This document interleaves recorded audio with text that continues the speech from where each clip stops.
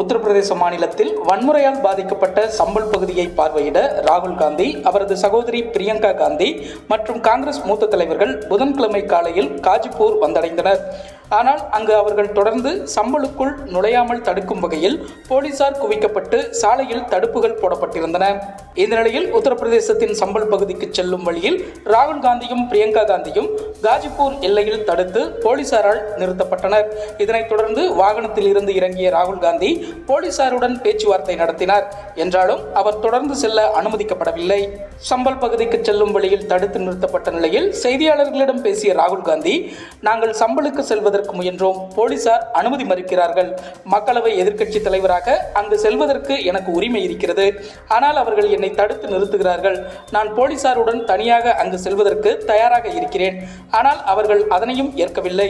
இப்படி அனுமதி மறுப்பது மக்களவை எதிர்க்கட்சி தலைவரின் உரிமைக்கும் அரசியலமைப்பு சட்டத்துக்கும் எதிரானது என்று ஆவேசமாக கூறினார். மகாராஷ்டிர சட்டப்பேரவை தேர்தலில் பாஜக, ஏக்நாத் சிண்டேவின் சிவசேனா, அஜித் பவாரின் தேசியவாத காங்கிரஸ் அடங்கிய மகாயுதி கூட்டணி அமோக வெற்றி பெற்றது. இந்நிலையில் மத்திய நிதியமைச்சரும் பாஜக மூத்த தலைவருமான நிர்மலா சீதாராமனும், குஜராத் முன்னாள் முதல்வரும் பஞ்சாப் மற்றும் சண்டிகர் பாஜக பொறுப்பாளருமான விஜய் ரூபானி ஆகிய மத்திய பார்வையாளர்கள் முன்னிலையில் பாஜக சட்டப்பேரவை கட்சி தலைவரை தேர்வு செய்வதற்கான கூட்டம் புதன்கிழமை மும்பை விதான் பவனில் நடைபெற்றது.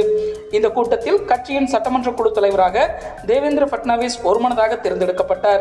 அவர் வியாழக்கிழமை முதல்வராக பதவியேற்கிறார்.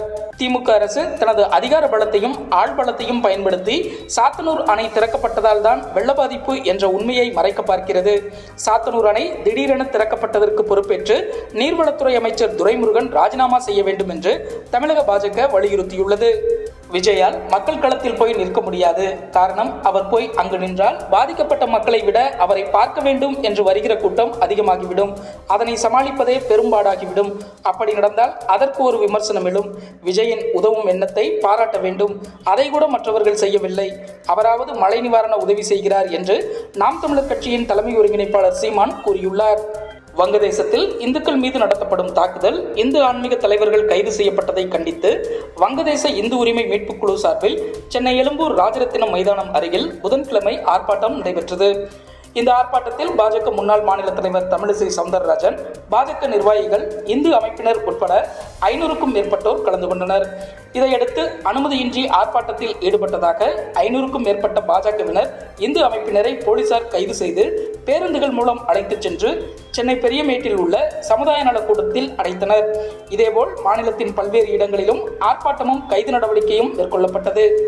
ஒரு இடைத்தேர்தல் வந்தால் ஆளும் தரப்பு 20 பூத்துக்கு ஒரு அமைச்சர், எம்பி என்று பொறுப்பாளர்களை நியமித்து பம்பரம் போல் களப்பணியை மேற்கொள்வார்கள். இவ்வாறு இடைத்தேர்தல் பாணியில் புயல் கனமழையால் பாதிக்கப்பட்ட மக்களுக்கான அடிப்படை தேவைகளை தீர்க்கும் பணியில் அரசு இயந்திரம் ஏன் செயல்படவில்லை என்று விசிக கேள்வி எழுப்பியுள்ளது. மழையால் பாதிக்கப்பட்ட மாவட்டங்களில் மட்டும் செய்முறை தேர்வு நடத்த முடியவில்லை. அந்த பகுதிகளில் ஜனவரி மாதம் நடத்தி முடிக்க அறிவுறுத்தியுள்ளோம். அதே நேரம் அரையாண்டு தேர்வு அட்டவணையில் எந்த மாற்றமும் இல்லை. அதிக பாதிப்பினால் தேர்வை நடத்த முடியாத நிலையில் உள்ள பள்ளிகளுக்கு மட்டும் அரையாண்டு தேர்வு ஜனவரி மாதம் முதல் வாரத்தில் நடத்தப்படும். மாணவர்களின் பாதுகாப்பு தான் எங்களுக்கு முக்கியம் என்று பள்ளிக்கல்வித்துறை அமைச்சர் அன்பில் மகேஷ் கூறியுள்ளார். தமிழகத்தில் இம்மாதம் 10ஆம் தேதி வரை ஓரிரு இடங்களில் லேசானது முதல் மிதமான மழை பெய்ய வாய்ப்புள்ளது என்று சென்னை வானிலை ஆய்வு மையம் தெரிவித்துள்ளது. பஞ்சாப் மாநிலம் அமிர்தசரஸ் நகரில் உள்ள பொற்கோயிலின் வாசலில் சேவை செய்து கொண்டிருந்த அம்மாநில முன்னாள் துணை முதல்வர் சுக்பீர் சிங் பாதல் மீது துப்பாக்கிச்சூடு நடத்தப்பட்டது. இதில் அவர் அதிர்ஷ்டவசமாக உயிர் தப்பினார். துப்பாக்கிச்சூடு நடத்த முயன்ற நபர் ஒரு முன்னாள் பயங்கரவாதி என்றும் அவர் கைது செய்யப்பட்டுள்ளார் என்றும் போலீசார் தெரிவித்துள்ளனர்.